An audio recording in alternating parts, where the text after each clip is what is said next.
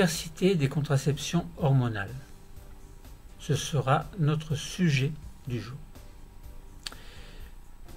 Dans un cours précédent, alors le cours 57B destiné aux secondes, nous avons expliqué en quoi la pilule est contraceptive. Alors, juste un rappel, nous avons vu qu'il existe deux sortes de pilules, en gros. Les pilules qui contiennent à la fois des œstrogènes et de la progestérone, et des pilules qui sont uniquement progestatives, donc qui contiennent uniquement de la progestérone de synthèse.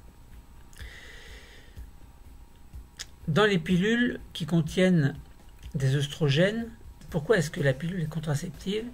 Eh bien parce que les œstrogènes vont établir au niveau du corps, donc de tout le réseau sanguin, une concentration permanente, et notamment également pendant la première phase du cycle ovarien. Au cours de cette phase, en fait, il y a une poussée folliculaire sous l'action de l'hormone que l'on appelle folliculo-stimulating hormone, qui est elle-même induite suite à la stimulation par la GnRH qui provient de l'hypothalamus. Vous voyez que l'hypothalamus produit une hormone, la GnRH, qui va passer dans le réseau sanguin au niveau de la tige pituitaire. Cette GnRH va venir se fixer sur des récepteurs de l'hypophyse antérieure, et ces récepteurs qui sont situés au niveau de cellules, eh bien, ces cellules vont modifier leur fonction pour produire des hormones FSH et LH, alors par des mécanismes que nous n'allons pas expliquer ici. Et cette folliculo-stimulating hormone va favoriser la première phase que l'on appelle la phase folliculaire. Folliculo-stimulating hormone, donc ça fait bien penser à phase folliculaire. Donc stimulation en fait des follicules pour que l'un de ces follicules, avec tout son amas de cellules folliculaires qui vont sécréter les œstrogènes, eh bien, puisse, au bout d'un certain temps, eh bien, produire une ovulation. Et cette ovulation, étrangement, elle est due à un pic de LH. Alors, vous allez dire, lorsque le follicule est petit, au cours de la phase folliculaire, donc du 1er au 14e jour du cycle, eh bien, les cellules folliculaires sont en nombre peu important. Et comme elles sécrètent des œstrogènes, et que comme le nombre de ces cellules augmente, eh bien, ça veut dire que la concentration en œstrogènes augmente de plus en plus. Or, pour une concentration relativement stable, qui est contrôlée, en fait, il y a ce que l'on appelle, alors c'est pas à retenir pour les cours de seconde, mais il y a ce que l'on appelle un rétrocontrôle négatif. Ça veut dire que si la quantité d'œstrogènes augmente trop, du fait qu'il y ait un rétrocontrôle négatif, cela impose une sécrétion moins importante de GnRH et en conséquence une sécrétion moins importante de FSH et de LH en parallèle.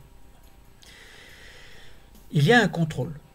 Voilà. Mais, et étrangement, c'est ce que je vous disais tout à l'heure, lorsque la concentration d'œstrogène augmente de trop, parce qu'il y a beaucoup plus de cellules folliculaires, eh bien, le rétrocontrôle devient au contraire positif. Ça veut dire qu'il y a une brusque libération de LH au niveau de l'hypophyse antérieure, et cette brusque libération de LH induit, au niveau de la gonade de l'ovaire, en fait, induit l'ovulation. Donc c'est bien le pic de LH qui est responsable de l'ovulation. Sans ce pic de LH, il n'y a pas d'ovulation. Et c'est là tout l'intérêt de prendre la pilule contraceptive qui contient des œstrogènes, c'est d'empêcher ce pic de LH en imposant une concentration permanente d'œstrogènes. Autrement dit, un rétrocontrôle relativement négatif qui empêche ce pic de LH d'avoir lieu. Et autrement dit, l'intérêt de la pilule, c'est donc d'empêcher l'ovulation en empêchant au préalable le pic de LH. Bon, c'est ce que nous avons vu dans un autre cours. Et là, nous allons voir qu'il existe d'autres moyens de contraception Donc il y a une diversité de contraception hormonale. Et notamment, nous allons parler de l'effet des progestatifs, puisque dans la pilule, le cours précédent, nous avons essentiellement parlé de l'action des œstrogènes dans la pilule. Et là, nous allons parler surtout de l'effet de progestatifs de synthèse au niveau utérin. Vous allez voir que c'est au niveau utérin que les choses se passent. Puis, nous allons voir que d'autres dispositifs hormonaux existent. Et enfin, nous allons terminer par l'homme. Est-ce qu'il est possible de créer une pilule que l'homme pourrait prendre? Parce qu'évidemment, ce sont les femmes qui prennent la pilule. Alors, est-ce qu'il n'existerait pas la possibilité de produire une pilule pour les hommes? Bon.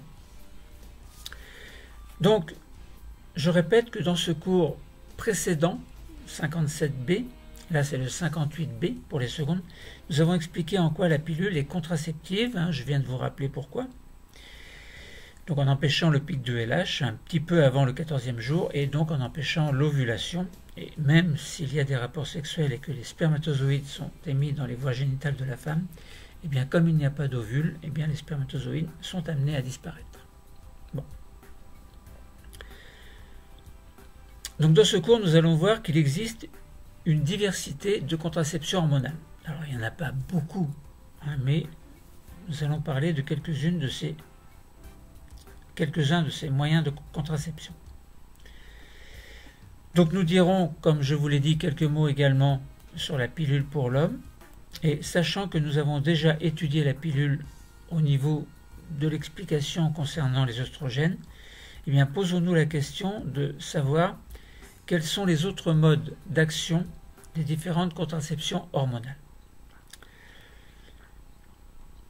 Essayons tout d'abord de voir l'effet des progestatifs de synthèse au niveau utérin. Alors, nous savons qu'il existe un cycle utérin.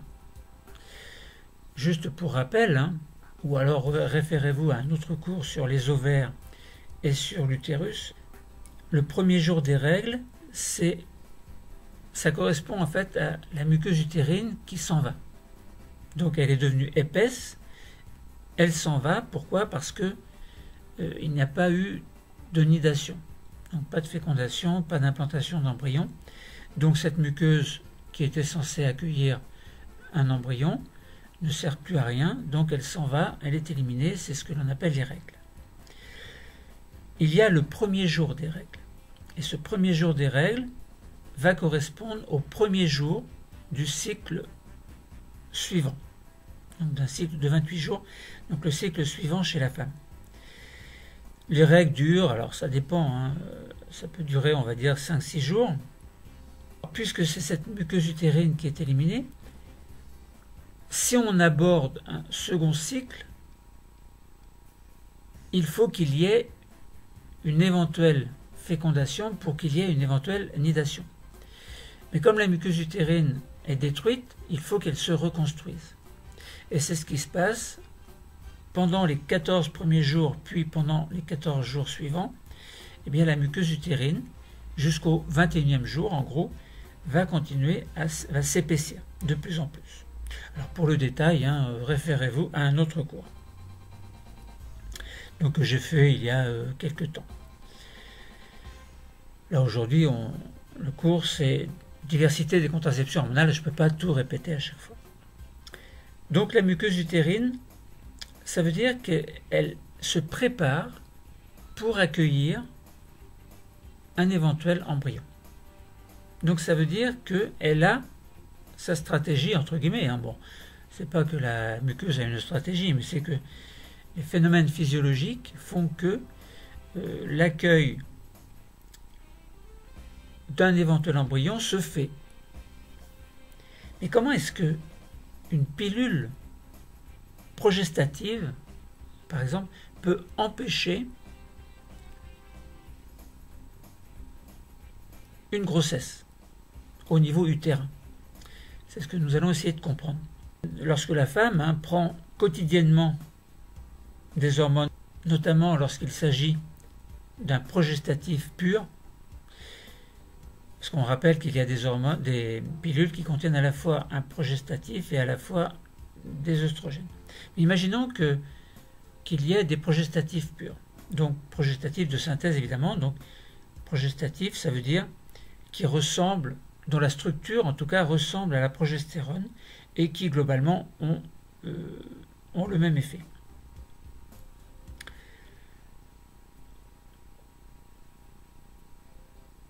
Quels sont les différents effets des hormones contenus dans les contraceptifs?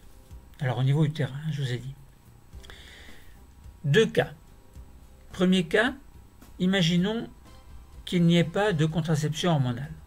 Nous allons voir ce qui se passe au niveau de ce que l'on appelle la glaire cervicale, je vais vous donner la définition tout à l'heure, et au niveau de la muqueuse utérine.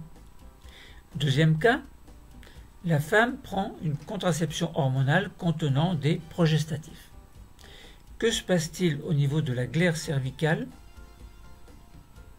du col utérin, au niveau du col utérin, et que se passe-t-il au niveau de la muqueuse utérine? Alors, la glaire cervicale, c'est quoi exactement? Eh bien, c'est une sécrétion du col de l'utérus qui va faciliter ou s'opposer au passage des spermatozoïdes, donc de façon plus ou moins importante, selon le moment du cycle sexuel. Bon, sachant que le 14e jour du cycle, c'est la période d'ovulation, sachant que une éventuelle fécondation a lieu dans le tiers externe des trompes de Fallope, et le temps que cette cellule œuf qui va subir des divisions cellulaires remonte dans les voies génitales de la femme, en l'occurrence au niveau des trompes, pour aller s'implanter dans la muqueuse, là vous comprenez bien qu'il faut que la muqueuse soit prête à accueillir le futur embryon. Donc il faut que la muqueuse soit au mieux, donc d'épaisseur optimale, aux environs, enfin entre le 15e et le 20e jour. Bon. Et donc nous verrons en parallèle que la quantité d'hormones du 14e, donc notamment de progestérone, du 14e au 21e jour du cycle, cette quantité d'œstrogène augmente de plus en plus. Pas d'œstrogène, mais d'œstrogène aussi, mais de progestérone augmente de plus en plus. Il va y avoir un impact en fait sur la muqueuse utérine. Sans contraception hormonale, eh bien, on s'aperçoit que la glaire cervicale est plutôt filante vers le milieu du cycle, donc vers le 14e jour du cycle. Alors ça veut dire quoi filante? Ça veut dire que la glaire cervicale, au niveau du col de l'utérus, devient relativement fluide. Alors après vous allez me dire, c'est quoi le col de l'utérus? Utérus, vagin. La limite entre, donc la transition entre les deux, globalement on va dire, c'est le col de l'utérus. C'est le passage, c'est un passage qui va permettre aux spermatozoïdes, par exemple, d'aller dans l'utérus pour rejoindre les trompes, puis rejoindre l'éventuel ovule qui serait émis suite à l'ovulation due à un pic de LH. Bon, voilà, c'est ce qu'on appelle le col utérin, et à ce niveau-là, il y a des sécrétions, et ces sécrétions s'appellent glaire cervicale. Donc imaginons qu'il n'y ait pas de contraception hormonale, et bien au niveau du col de l'utérus, la glaire cervicale est plutôt filante vers le 14e jour du cycle.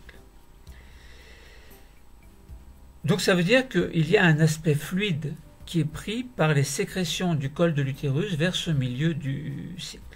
Et donc ce qui va faciliter la progression des éventuels spermatozoïdes qui auraient pu être déposés dans le vagin. Ensuite, si nous regardons l'aspect de la muqueuse utérine, on s'aperçoit qu'elle est très développée, ce qui va permettre une éventuelle nidation, c'est-à-dire une éventuelle implantation de l'embryon. Alors, nidation, c'est l'implantation de l'embryon dans la muqueuse utérine, ce qui va marquer le début de la gestation, c'est-à-dire le début de la grossesse chez la femme. Sans contraception hormonale, on s'aperçoit que la glaire cervicale au niveau du col de l'utérus est plutôt fluide, les spermatozoïdes peuvent passer, et puis on s'aperçoit que la muqueuse utérine est très développée et que l'implantation de l'embryon va être possible. Que se passe-t-il si la femme prend des progestatifs, donc contraception hormonale avec progestatifs? Que se passe-t-il au niveau de la glaire cervicale, au niveau du col de l'utérus, et que se passe-t-il au niveau de la muqueuse utérine? Eh bien, on s'aperçoit que vers le 14e jour du cycle, et un petit peu après également, la glaire cervicale est dense et épaisse. Donc l'aspect est plutôt visqueux, pris par ces sécrétions du col de l'utérus, sous l'effet donc de ces contraceptifs hormonaux donc, que sont les progestatifs de synthèse. Donc ça veut dire que on voit clairement que si on compare l'aspect de la glaire cervicale sans progestérone et l'aspect de la glaire cervicale avec progestérone, eh on s'aperçoit que la progestérone, elle empêche la glaire cervicale d'être fluide. Elle rend cette glaire cervicale, au niveau du col de l'utérus, elle rend cette glaire plutôt visqueuse, et donc ça va plutôt s'opposer au passage des spermatozoïdes. Donc là, on voit bien que, comme les spermatozoïdes ne peuvent pas passer au niveau du col de l'utérus, ils sont en quelque sorte bloqués au niveau du vagin, eh bien ça veut dire que s'il y a un ovule qui est émis, il ne pourra pas être fécondé.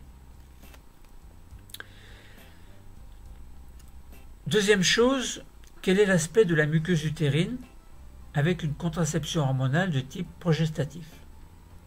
Eh bien, on s'aperçoit que la muqueuse utérine a un aspect relativement constant sous l'effet de ces contraceptifs hormonaux type progestatif. Donc ça veut dire que la progestérone de synthèse empêche la muqueuse utérine d'avoir une épaisseur optimale qui pourrait accueillir l'éventuel embryon. Donc là, nous voyons bien qu'au niveau utérin, il y a deux effets des progestatifs de synthèse. Premier effet, il y a une modification de la glaire cervicale qui devient plus dense et plus épaisse, empêchant donc la progression des spermatozoïdes au travers du col de l'utérus. Donc la fécondation n'est pas possible. Et deuxième chose, deuxième effet de la progestérone de synthèse, c'est l'aspect relativement constant de la muqueuse utérine, ce qui fait donc obstacle à l'anidation. Parce que même en imaginant qu'un spermatozoïde ait pu passer pour aller féconder l'ovule, l'embryon ne pourra de toute façon pas s'implanter de manière correcte puisque la muqueuse utérine n'est pas suffisamment épaisse. Donc elle ne peut pas accueillir un futur embryon et donc il sera éliminé. Voilà. Donc cette muqueuse utérine, qui a un rôle très important, donc c'est un revêtement interne de la surface de l'utérus dont l'épaisseur, le degré de vascularisation sanguine et les sécrétions varient selon le moment du cycle sexuel de manière tout à fait optimale. Cette variation en fait atteint son apogée en quelque sorte de manière optimale un petit peu après la fécondation qui a lieu un petit peu après le 14e jour du cycle. Alors sachant que les spermatozoïdes ils vivent à peu près 3 jours, l'ovule 48 heures, bon vous voyez, vous faites vos calculs, 14e jour ovulation, donc la muqueuse utérine va avoir un aspect optimal vers le 18e, 19e, 20e jour, 21e jour on va dire, et à partir du 21e jour, la quantité naturelle d'œstrogène et de progestérone va commencer à diminuer. Donc vous voyez que en imposant des progestatifs, en fait, on fait en sorte que le col utérus représente un obstacle au passage des spermatozoïdes dû à cet obstacle dû à cette glaire cervicale. Cervicale, c'est col de l'utérus. Cervicale, c'est pas le cerveau, c'est glaire cervicale, glaire du col de l'utérus. Attention à ne pas se tromper. Donc cette glaire cervicale devient épaisse, donc les spermatozoïdes ont du mal à passer. Et ensuite, deuxième rôle des progestérones de synthèse, c'est empêcher la muqueuse utérine de se préparer à la nidation. Pour résumer ces effets, on peut se poser la question suivante. Quelles sont les cibles et les modes d'action des contraceptifs hormonaux féminins? Quelles sont également les conséquences? Les différents contraceptifs féminins sont les pilules, les patchs, les implants et ce que l'on appelle les DIU, c'est-à-dire dispositifs intra-utérins. On utilise des molécules de synthèse proches des hormones ovariennes, servant de leurre, alors leurre LEU2RE, avec un S éventuellement. Donc je répète, on utilise des molécules de synthèse proches des hormones ovariennes qui servent de leurre au système de régulation. Alors nous allons voir qu'il y a 3 cibles. Cible 1, l'hypophyse. Cible 2, le col de l'utérus. Et cible 3, la muqueuse utérine. Donc ça veut dire que les progestatifs ou les pilules, de manière générale, en fait, vont agir à 3 niveaux. Au niveau du complexe hypothalamo-hypophysaire et notamment au niveau de l'hypophyse, en jouant sur les sécrétions de LH et de FSH. Deuxième action des pilules, donc des hormones contenues dans les pilules, ce sera au niveau du col de l'utérus. Et troisième action, donc, ce sera au niveau de la muqueuse utérine, notamment au niveau de l'épaisseur, la variation de l'épaisseur qui va être modifiée, qui va être imposée par les pilules. Et quant au col de l'utérus, on va voir que c'est plutôt au niveau de la glaire cervicale que l'action va se faire. Alors, cible 1, commençons par la cible 1, c'est l'hypophyse. Alors, on rappelle que l'hypophyse, on parle de denté-hypophyse, parce qu'il y a la post-hypophyse également, et là, la sécrétion des hormones FSH et LH se fait au niveau de l'anté-hypophyse. Donc, cette anté-hypophyse est sous le contrôle de l'hypothalamus, donc qui est une voie nerveuse. Cet hypothalamus possède des cellules nerveuses qui vont produire des hormones, et comme c'est un système nerveux qui produit des hormones, on parle de neurohormones. La GnRH est une neurohormone produite par l'hypothalamus. Cette neurohormone GnRH va passer dans le sang, au niveau de la tige pituitaire, pour aller rejoindre l'hypophyse antérieure, où là, il y aura sécrétion de FSH et de LH. Donc l'hypophyse, au niveau de l'hypophyse, quel est le mode d'action? Le mode d'action des contraceptifs hormonaux féminins, eh bien c'est l'absence de pic de LH en milieu de cycle. Donc vers un petit peu avant le 14e jour, juste un tout petit peu avant l'ovulation, il y aurait un pic de LH. Là, il n'y en a pas, donc il n'y a pas d'ovulation. Donc, nous voyons que cette cible 1 de la part des contraceptifs hormonaux, c'est l'hypophyse, que le mode d'action, c'est l'absence de pic de LH, et que, donc en milieu de cycle, et qu'en conséquence, il n'y a pas d'ovulation. Donc là, c'est un premier des grands effets des pilules contraceptives. Deuxième effet possible, deuxième cible possible, c'est le col de l'utérus. Au niveau du col de l'utérus, il y a ce que l'on appelle une glaire cervicale.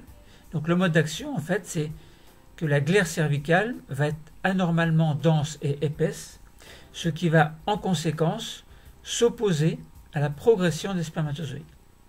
Donc ça, c'est le deuxième grand aspect de l'action des contraceptifs hormonaux.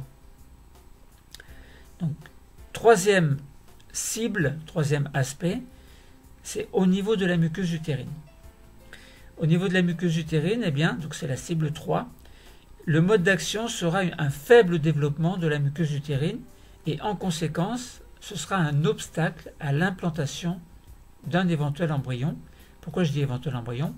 Parce que s'il y a un ovule, s'il y a une ovulation malgré les différentes précautions, et si un spermatozoïde a réussi à passer malgré les différentes précautions ou les différents aspects de fonctionnement des pilules, eh bien, si malgré tout un spermatozoïde réussit à passer, dernier recours, après les divisions cellulaires, on va avoir un petit embryon qui va se former et qui va chercher à arriver dans l'utérus. Mais qu'est-ce qu'il fait dans l'utérus? Il faut qu'il y ait une implantation, c'est-à-dire une nidation. Et si la muqueuse utérine n'est pas prête, n'est pas accueillante, eh bien ça veut dire que ce petit embryon va disparaître. Donc vous voyez trois possibilités, je répète globalement, que les choses soient bien claires. 3 actions des contraceptifs hormonaux, que ce soit œstrogène et progestérone ou les deux combinés, parce qu'on a des pilules qui sont qui sont combinées. Donc ça veut dire qu'il y a à la fois les œstrogènes et la progestérone, et vous avez des pilules qui contiennent que les progestatifs. Donc si vous avez par exemple une pilule qui contient des œstrogènes et de la progestérone, les œstrogènes par exemple vont empêcher le pic de LH, donc empêcher l'ovulation, pas de fécondation possible par conséquent. S'il y a de la progestérone en parallèle aux œstrogènes, eh bien la progestérone va faire en sorte que la glaire cervicale au niveau du col de l'utérus va devenir beaucoup plus épaisse, beaucoup plus dense, visqueuse. Les spermatozoïdes ne pourront pas passer. Et autre aspect dû au progestatif de synthèse, c'est que au niveau de la muqueuse utérine, il n'y aura pas d'épaisseur suffisante, pas de vascularisation suffisante, de sécrétion suffisante au niveau de cette muqueuse qui va rester peu épaisse, et donc même si un éventuel embryon a réussi à se former, eh bien il ne pourra pas de toute façon s'implanter. Donc voilà les 3 actions principales des contraceptifs hormonaux qu'il faut retenir. Avant de passer à d'autres dispositifs hormonaux, peut-être est-ce qu'il est bon de rappeler, que ce soit bien clair dans votre tête, ce qu'est une hormone. Une hormone, nous l'avons expliqué dans d'autres cours, mais juste un petit rappel pour vos connaissances personnelles, pour vérifier que vous avez bien compris. Une hormone, c'est une molécule, c'est-à-dire un ensemble d'atomes, qui est produite par une glande que l'on dit endocrine. Endocrine, ça veut dire que cette glande, elle possède des cellules qui vont produire des molécules qui sont de type hormonal. Endocrine, ça veut dire que ça se fait dans le corps. Donc ce sont des glandes endocrines dans le corps, mais non seulement dans le corps, mais ça veut dire que ces molécules qui vont être produites, que l'on appelle hormonales, vont passer dans le sang. Donc ça veut dire endocrine passe dans le sang. Et comme le sang circule dans l'organisme, eh bien ça veut dire que cette molécule va circuler. Et elle va aller ailleurs, là où il y a des récepteurs de cette hormone, de cette molécule. Ces récepteurs vont donc fixer la molécule, et puis par des mécanismes divers, eh bien la cellule va modifier son métabolisme de manière à faire quelque chose d'autre. Voilà, modifier son fonctionnement. Eh bien, si une molécule est produite par un organe, passe dans le sang et va agir à distance sur un autre organe pour modifier sa fonction, alors cette molécule s'appelle une hormone. Voilà, donc une cellule qui a fixé cette molécule hormonale, eh bien, va modifier son activité en réponse à la fixation de l'hormone. Donc une telle molécule produite par un organe qui passe dans le sang et qui agit à distance, en se fixant sur une cellule cible et en faisant en sorte que cette fixation modifie l'activité de la cellule, eh bien on a bien dans ce cas-là une hormone. Essayons maintenant de voir les autres dispositifs hormonaux. En effet, d'autres modes de contraception hormonale féminine existent. Ce sont par exemple les implants, les patchs et les DIU, dispositifs intra-utérins. Nous verrons que les DIU peuvent avoir le même rôle que les progestatifs de synthèse, c'est-à-dire qu'ils vont s'opposer au passage des spermatozoïdes au niveau du col de l'utérus et donc empêcher la nidation en faisant en sorte que la muqueuse utérine ne soit pas accueillante, entre guillemets, ne soit pas suffisamment épaisse. Les hormones contraceptives chez la femme peuvent être apportées en effet de manière différente. c'est-à-dire sous une autre forme que celle de la pilule. C'est ce qui va se passer au niveau des implants et au niveau des patchs. Il faut noter également que le dispositif intra-utérin, que l'on appelle DIU, et qui est appelé à tort stérilet, est un objet qui est en matière plastique et qui est placé par une sage-femme ou par un médecin dans la cavité utérine.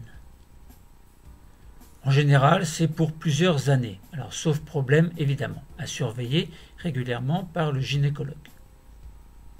Sa présence va s'opposer au passage des spermatozoïdes et à la nidation. En effet, certains DIU contiennent un réservoir qui va libérer en continu un progestatif de synthèse. Et comme nous l'avons vu précédemment, ce progestatif de synthèse va agir au niveau de la glaire cervicale en la rendant plus épaisse, donc empêchant les spermatozoïdes de passer. Et ce progestatif va agir également au niveau de la muqueuse utérine en empêchant la formation de cette muqueuse utérine, en empêchant son épaisseur et donc toute cette vascularisation et cette richesse en glandes. Ce dispositif intra-utérin est très efficace puisque son efficacité approche les 100%. Nous voyons que si l'on compare les pilules qui contiennent à la fois des œstrogènes et de la progestérone, avec les pilules qui contiennent uniquement de la progestérone, avec le dispositif intra-utérin. Si ce dispositif intra-utérin possède des progestatifs, cela revient à prendre une pilule qui ne contient que des progestatifs. Vous voyez que œstrogène, progestérone, un type de pilule combinée, progestérone seule, pilule avec progestatif seul. Troisième chose, DIU, dispositif intra-utérin, donc qui est faussement appelé stérilet, mais qui contient un réservoir qui contient de la progestérone. Donc ça veut dire que le DIU qui contient de la progestérone aura la même action que le progestatif seul.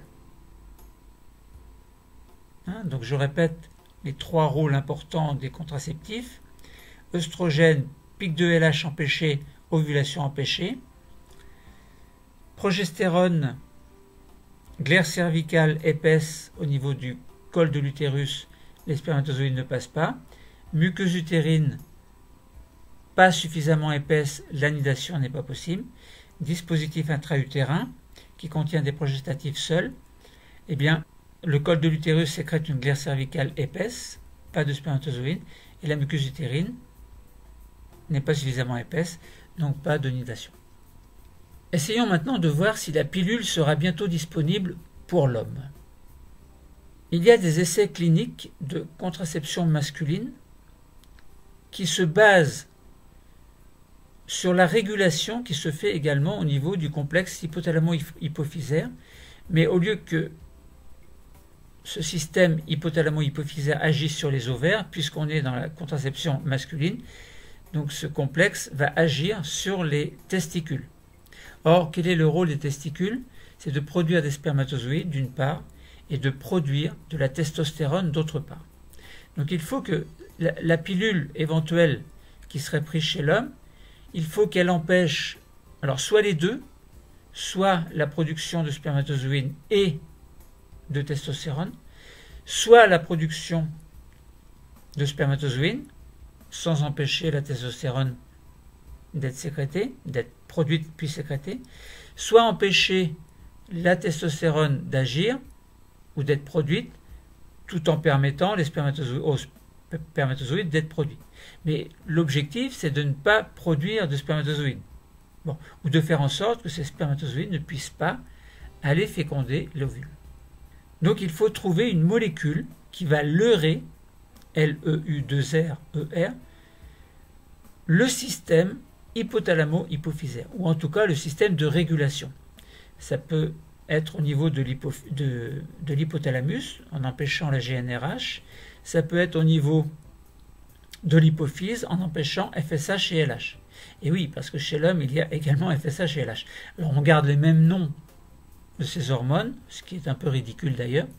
Folliculo-stimulating hormone et luteinizing hormone, ce qui est un petit peu ridicule, puisqu'au niveau du testicule, et ça n'a rien à voir avec la poussée folliculaire ou la formation du corps jaune. Bon, bref, c'était une parenthèse très personnelle. Donc il faut que cette molécule fasse en sorte qu'il n'y ait pas de production de spermatozoïdes et que le taux de testostérone soit d'un niveau très bas. Juste un petit rappel au niveau des testicules, il y a donc ce qu'on appelle des tubes séminifères. Et au niveau de ces tubes séminifères, il y a des cellules que l'on appelle des cellules de Sertoli qui seront fondamentales dans la production de spermatozoïdes. Donc ça veut dire qu'en jouant éventuellement sur ces cellules de Sertoli, on pourrait empêcher la production des spermatozoïdes. C'est un exemple. Deuxième chose, entre les tubes séminifères, il y a des cellules que l'on appelle des cellules de Leydig qui sont dans les interstices en fait et qui sont responsables de la production de testostérone. Il y a des capillaires sanguins également tout autour. Eh bien, ces capillaires sanguins vont pouvoir recevoir la testostérone qui va aller agir à distance. Donc en empêchant encore une fois la testostérone d'être produite, l'éventuelle molécule qui va s'opposer soit à la production de spermatozoïdes, soit à la production de testostérone, eh bien, va faire en sorte que la pilule sera ou non efficace. Bon. Et donc, les rapports sexuels pourraient se faire, et même si la femme ne prend pas de pilule, ne prend pas ses précautions d'une manière ou d'une autre, eh bien, la fécondation ne pourrait pas avoir lieu. Alors, si la femme prend une pilule et si l'homme prend une pilule en même temps, on a très peu de chances de rencontre entre les spermatozoïdes et les ovules. Bon. Maintenant, le nom d'une molécule qui peut être proposée, DMAU, qui signifie un décanoate de diméthandrolone. DMAU. L'utilisation de cette pilule masculine a donné des résultats très positifs. Cette pilule donc contient une molécule de synthèse, comme on le fait dans le cas de la femme. Cette molécule chez l'homme, la DMAU, agit en diminuant les sécrétions hypophysaires. En conséquence, les testicules ne vont plus produire, ou très peu en tout cas, de spermatozoïdes, et le niveau de testostérone endogène va être très bas. Endogène, ça veut dire produit par l'organisme. Cette molécule possède une partie pouvant se fixer sur des récepteurs hormonaux à la place des molécules naturelles. Et cette molécule possède également une longue chaîne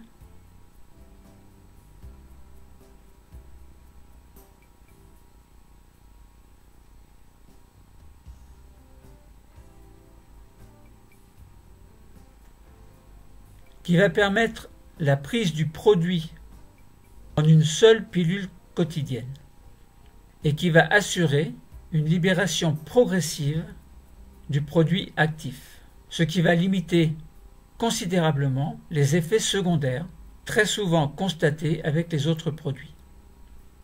Donc la molécule de synthèse pour l'homme est bien réelle. Cette DMAU constitue un espoir, l'espoir que ce ne soit pas que la femme qui prenne la pilule, mais que l'homme également contribue à cet effort dès lors qu'il ne désire pas avoir d'enfant.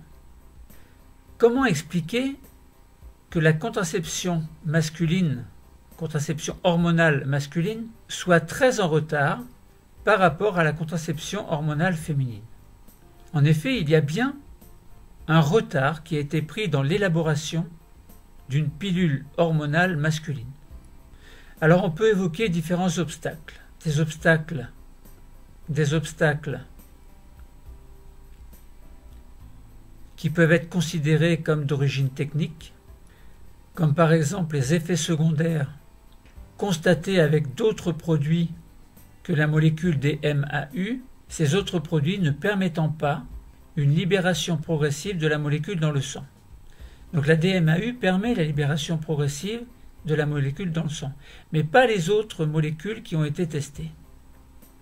Et donc cela a imposé des effets secondaires. On peut évoquer également des obstacles qui sont plutôt d'origine sociétale. Il s'agit là de la place respective donc dans un couple de l'homme et de la femme, où la contraception était la responsabilité de la femme dans les représentations sociales. Autrement dit, le fait que l'homme puisse lui aussi prendre la pilule permet de rétablir un certain équilibre dans les rôles que peuvent avoir les hommes et les femmes dans la contraception. Choisir sa contraception est important. Et il n'y aura pas que les femmes qui pourront choisir, les hommes pourront choisir également. Le couple pourra choisir. Avoir ou non un enfant est une grande responsabilité. On ne peut pas sur un coup de tête décider d'avoir des rapports sexuels et de se dire on verra bien ce qui se passera. Non, il faut prévoir.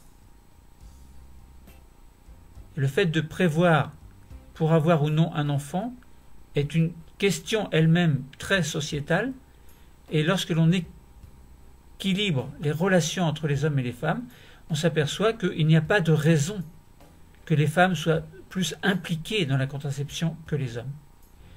Voilà, à partir du moment où l'on a compris le rôle du complexe hypothalamo-hypophysaire dans la régulation hormonale ovarienne et testiculaire, eh bien, en effet, dans la logique des choses, il est logique, entre guillemets, que l'homme soit aussi impliqué.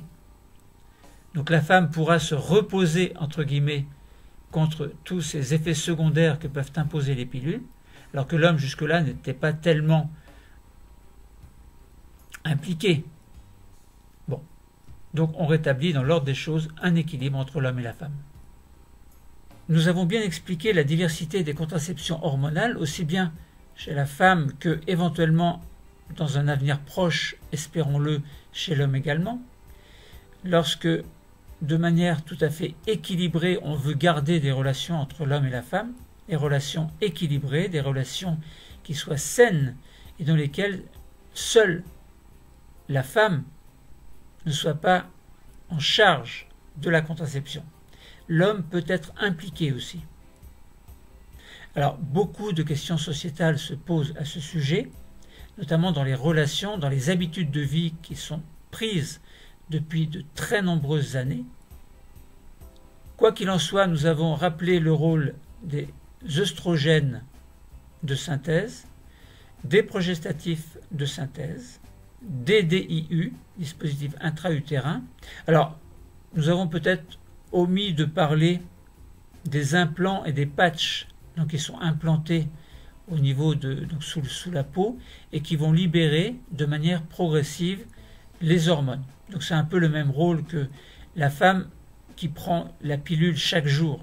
Au lieu de prendre chaque jour, eh bien ces dispositifs implants ou patchs vont libérer d'eux-mêmes les hormones de synthèse sans que la femme ait le souci de prendre la pilule chaque jour avec des éventuels oublis. Quels sont les différents modes d'action des contraceptifs? Je pense que nous avons relativement répondu au problème. Le cours est terminé. Merci.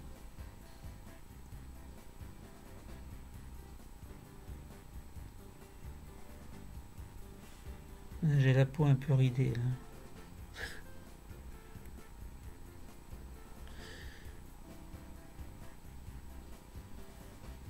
Vous savez comment reconnaître une personne qui a moins de 30 ans d'une personne qui a plus de 30 ans?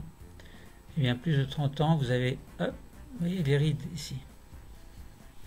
Alors, ça dépend de beaucoup de choses, évidemment. Hein. Ça dépend de l'hydratation de la peau. Ça dépend de plein de choses. Bon, on s'en fout.